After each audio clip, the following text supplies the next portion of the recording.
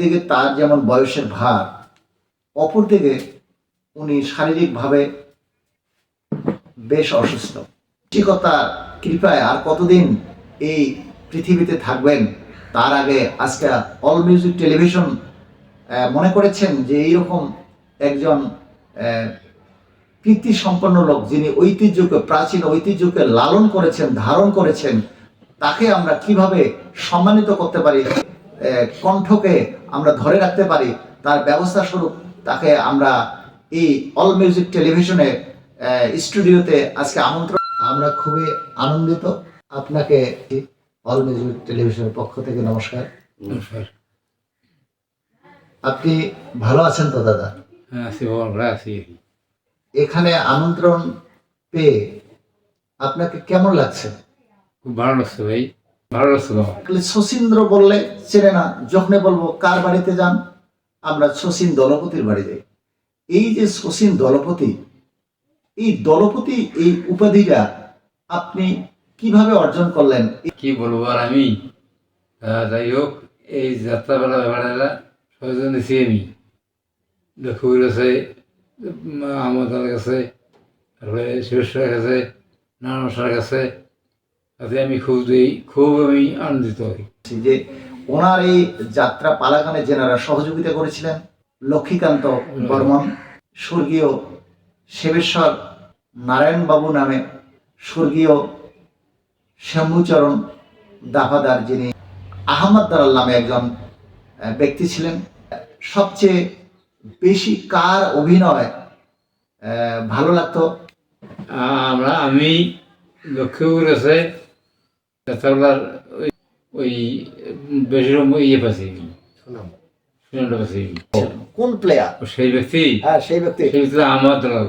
আহমদ দালাল। আচ্ছা আচ্ছা, আমরা শুনেছি উনি নাকি অভিনয় করতে করতে মঞ্চ থেকে মানুষ রাগান্বিত হয়ে এসে ওনাকে জুতা দিয়ে ওনাকে ঢেল মেরেছিল।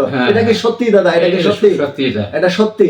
তাহলে সেদিনে উনি নাকি ওই জুতেটা বুকে জড়ে ধরে একেবারে কাঁদি ফেলছেন যে আজকে আমার অভিনয় সার্থক, আমার আজকে অভিনয় জীবন সার্থক। এটা কি সত্যি কথা? সত্যি কথা, এটা সত্যি কথা। এখন আরো একটা আমার জানার কৌতূহল জাগে, সে কথাটা হচ্ছে নায়ক এবং নায়িকার অভিনয় না কে না করেছিল? নায়ক ছিল যে অশ্বিনী। আচ্ছা, নায়ক অশ্বিনী, আর নায়িকা ছিল যে মধু। আর এই দুইজনে আর কেউ ছিল না? আর ছিল যে রাজপুর ইউনিয়নের সম্মানিত মহিলা ইউপি সদস্য উপস্থিত আছেন।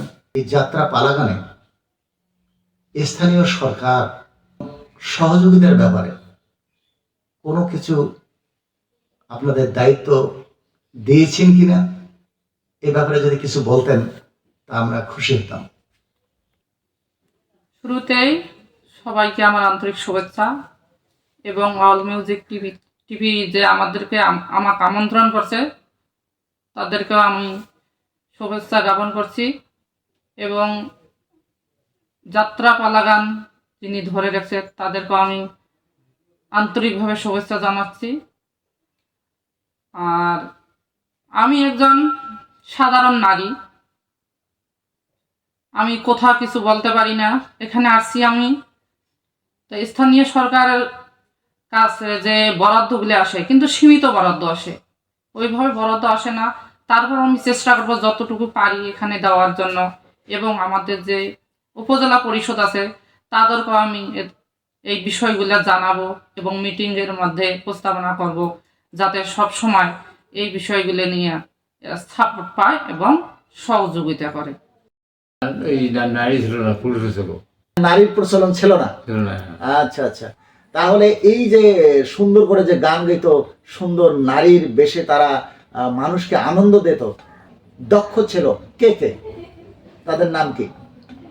ও, তাদের নাম প্রহ্লাদ। প্রহ্লাদ, আচ্ছা। তারপর জগদীশ, তারপরে মধু, মণিমোহন। ঐতিহ্যকে ধরে রাখতে পারি এ ব্যাপারে দিক নির্দেশনামূলক যদি কিছু বলতেন, ভবিষ্যৎ প্রজন্মের জন্য খুব সহযোগী হইতো বলে মনে করি। বর্তমান তো উল্লেখ নাই, যাই হোক, এখন আমার কথা হলো এরা যাতে বর্তমান ঠিকমতো করতে পারে